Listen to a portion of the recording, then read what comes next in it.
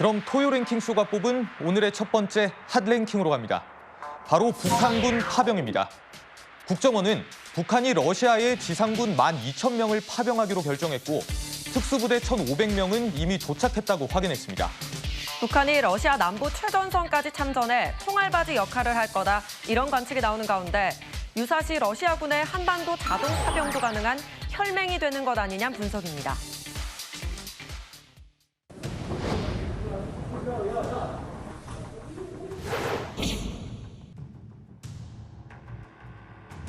도움을 받을 수 있도록 만져 필요한 모든 조치를 취해주기 바랍니다.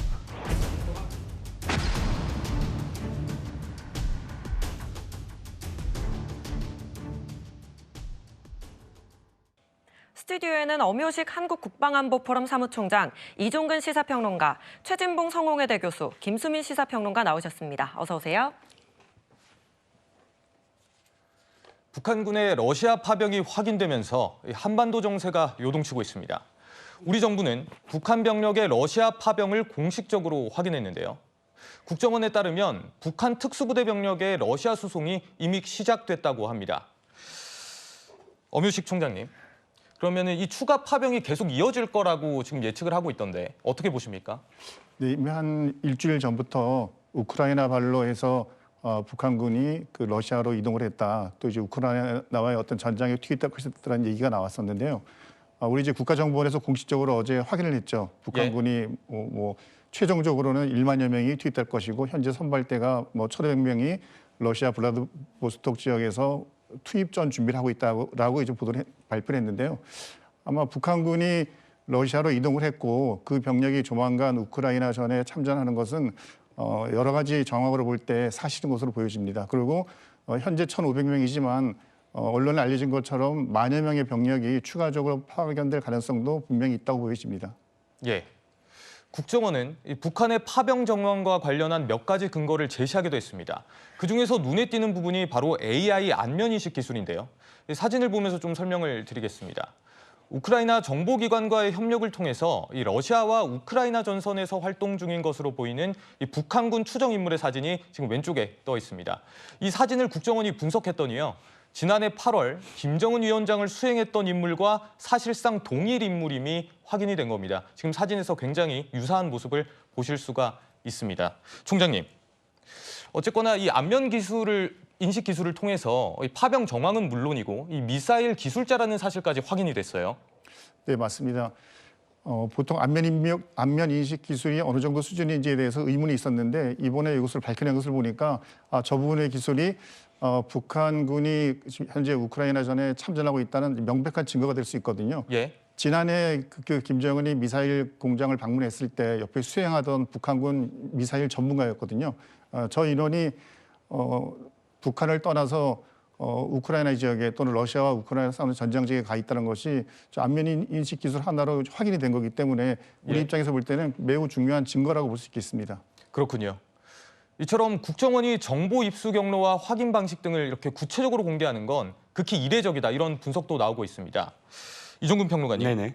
이 부분 어떻게 봐야 될까요? 사안의 중대성 때문이라고 생각을 합니다. 지금 이 북한군의 우크라이나 전 참전은 세 가지 의미에서 굉장히 큰 중대한 어떤 사건인데요. 예. 첫 번째는 우리가 월남에 파병했듯이 북한도 직접적인 실전을 통해서 작전 수행 능력이 이번에 우크라이나 전 참가로 인해서 굉장히 증대될 것입니다. 그리고 두 번째는 그 대가로 러시아로부터 각종 가스라든지 혹은 실질적으로 돈이라든지 아니면 고도화된 어떤 무기 체제를 받을 수 있을 것으로 지금 추정되지 않습니까? 그렇다면 한반도의 어떤 안보 위기 이런 상황들을 충분히 이제 짐작할 수 있고, 그런데 이전에 그러니까 국정원은 굉장히 오랫동안 지금 추적을 했고요. 러시아의 항구들에서 러시아 해군이 어떤 움직임을 보이면서 북한군을 실어날 준비를 하고 있다까지도 확인을 했지만 그렇게 정보를 이야기하는 것보다 더 직접적으로 우리의 기술을 노출시키더라도 확실하게 지금 북한군이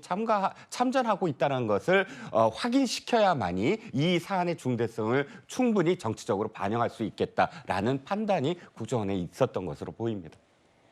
정부 소식통은 파병 규모가 12,000명이라고 합니다. 이 파병 부대가 정예부대 폭풍군단이라고 하는데 총장님, 이 폭풍군단 어떤 부대입니까? 네, 폭풍군단이라고 하면 그 글자만 가지고 상상하기는 좀 그런데요. 그냥 우리 군대의 국군의 편제를 따르면 그 특전사령부라고 있지 않습니까? 매우 정예 병력으로만 구성된 특전사령부가 있는데 북한은 바로 그러한 그 특수전 작전을 수행할 수 있는 체력적으로도 건장하고 전술 전기 능력도 뛰어난 인원들로 구성된 일종의 특수부대라고 볼 수 있겠습니다.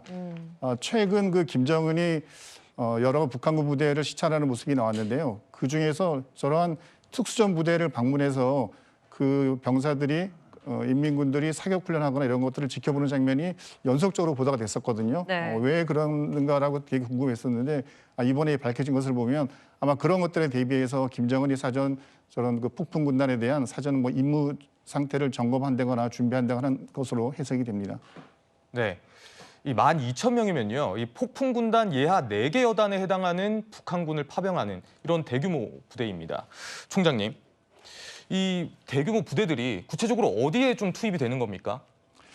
일단 우크라이나 정부 당국이 발표한 바에 따르면 북한군이 일단 러시아로 들어갔다가 그 우크라이나와 러시아가 치열하게 전투를 벌이고 있는 쿠르스크 지역으로 투입이 될 거라고 얘기를 합니다. 예. 근데 보통 병력의 투입이라는 것이 특히 이제 그 북한 영토 내가 아니라 러시아 영토이기 때문에 바로 병력이 투입될 수는 없지 않습니까? 그래서 일종의 적응 훈련이 필요한데 현재 블라디보스톡 일대 여러 지역의 그 병력들이 분산되어서 그런 실제 전투에 투입할 수 있는 준비도 하고 또 보면 뭐 물자나 이런 것들도 좀 러시아군으로 위장할 수 있는 것도 받고 그런 준비를 하고 있는 것으로 보여집니다. 예. 네, 이런 가운데 이 북한군이 이 러시아 군복이랑 그다음에 또 위조 신분증을 받았다 이런 보도도 나오더라고요. 네, 보통 군인들이 자기네 영토에서 전투하지 않고 타국에 가서 전투를 할 때 가장 중요한 것은 내가 어느 나라 군인인지를 들키지 않는 것이 되게 중요하거든요. 예. 아마 북한도 그런 측면에서 뭐 일부 영상이 이미 공개가 된 바도 있지만 러시아의 군복을 받거나 또는 신분증도 러시아 거로 받거나 또는 무기도 북한군 고유의 무기 체계가 아니라 러시아 군들이 사용하는 무기 체계를 받아서 설령 나중에 저 병력들이 전투에서 뭐 그 전사를 하거나 여러 가지 그 어떤 불미한 사태로 해서 체포가 되었을 때 북한군이 아니라고 주장할 수 있는 근거를 만들고 있는 것이라고 보여집니다. 그러니까 이제 이 감시를 피하기 위해서 좀 구체적으로 의도했다 이렇게 좀 보시는 건가요? 네, 그렇습니다. 알겠습니다. 네, 이런 가운데 이 실제로 우크라이나군이 소셜 미디어에 올린 영상이 확산이 되고 있습니다. 이 게시글 설명에는 세르기예프스키 훈련소에서 북한 군인들이 러시아군 장비를 수령하는 영상을 새롭게 입수했다고 썼는데요. 영상을 보시면요. 27초짜리 영상인데 이 동양인 군인들이 줄을 서서 서양인 군인으로부터 각종 물품을 하나하나 받는 모습을 보실 수가 있습니다. 이 영상에는 이 북한 억양으로 넘어가지 말라 이런 억양들도 담긴 상태입니다. 최주문 교수님, 이 영상이 실제로 러시아에서 훈련 중인 북한 군인의 모습인지는 좀 객관적으로 검증은 되진 않은 상황이에요.